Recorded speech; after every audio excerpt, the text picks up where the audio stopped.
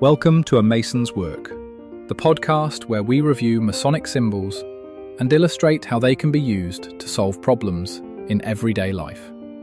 With your host, Brian Mattox, a proud member of the Craftsman Online Media Network.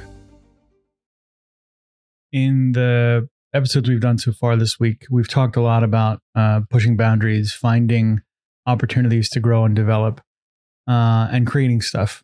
And when we look at the kind of one of the next steps here, and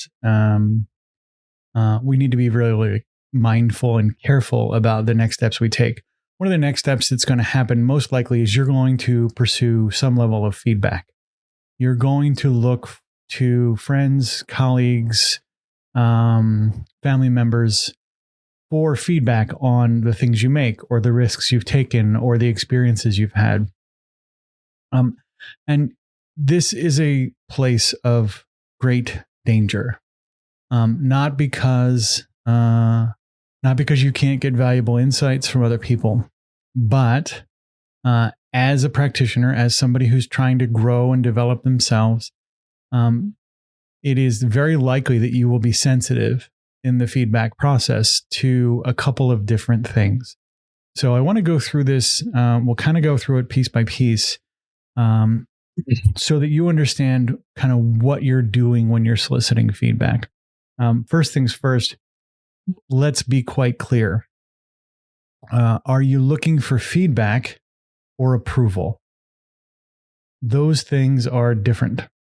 When you look for feedback, you're looking for some level of insight about the outcome, some level of understanding that the protocol that you followed or the process that you executed or the choices that you made along the way created an outcome that was both favorable and that those choices made sense in context.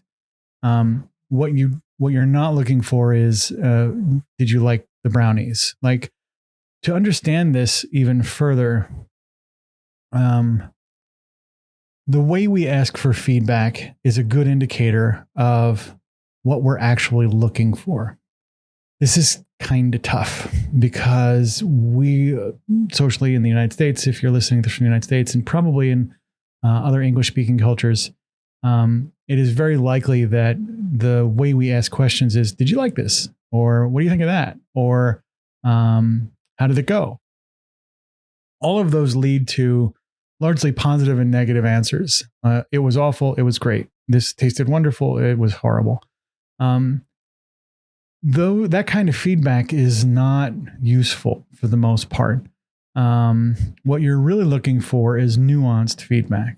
And so the way you get to more nuanced feedback, to more useful feedback for you as a practitioner, as somebody who's looking to grow and develop, is by asking questions that are a little bit more engaging. So we'll use cooking again as an example. Rather than did you like it, you might ask, what flavors did you taste? Now, that changes everything about the nature of that response. Or what was your favorite part about the texture? Or what was your least favorite thing about the color, right? When you ask these specific questions in a specific way, you get answers that potentially are actionable. Now, I say potentially because not all of these things are guaranteed to be things you can walk away with. But if you change the nature of the questions you ask in general, you get much more effective responses from the mirrors that you ask these questions to.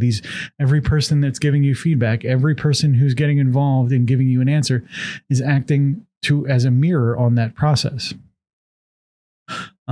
So that's sort of caveat one. If you don't ask good questions, you're not going to get good feedback. And that's really, really important. So what does a good question look like? It's usually process related. How, what you're never really asking, overall, like, what did you think questions? You're asking, questions about, the experience. You're asking questions about, the things that people would notice about the craftsmanship or what have you. So I just told you about my day-long trip in the mountains.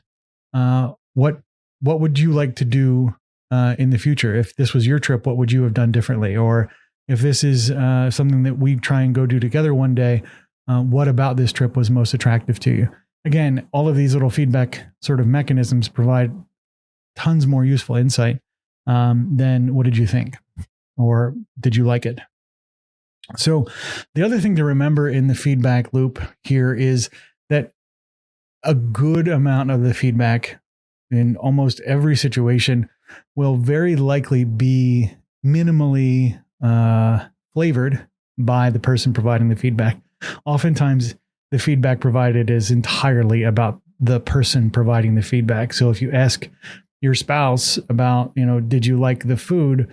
They're only going to be asking from a place of their preferences, not a place of sort of objective value, because again, we can only resonate from the subjective experiences we have. So what this means is when you ask for people's perspectives or opinions, be prepared that they will not be able to separate their opinion from their observation or from the answer to the question. And because of that, you have to be careful with other people's feedback, because if you take that and use it as a way to drive your own behavior, you may find that you are operating sort of at the whim of 1,000 different perspectives. And that creates a nightmare scenario where the feedback you're soliciting doesn't really give you value. It just actually sends you further adrift. So we'll get more into feedback in other episodes. It's a very important conversational piece and very difficult to get right. So there's tons of nuance to it. And so we'll explore that in further episodes. The views represented in this podcast are those of the speaker alone and are not representative of any grand or subordinate lodge.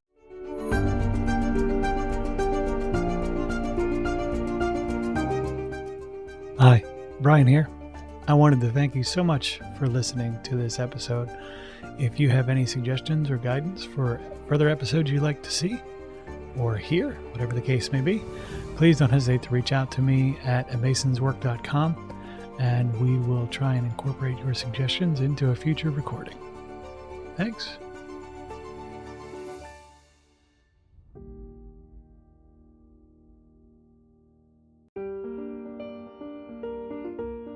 Freemasonry teaches us that the true work is within, a lifelong journey of reflection, discipline, and discovery.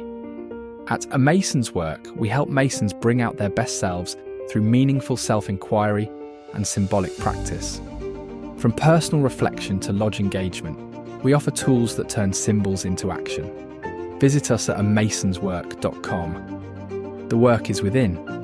The time is now.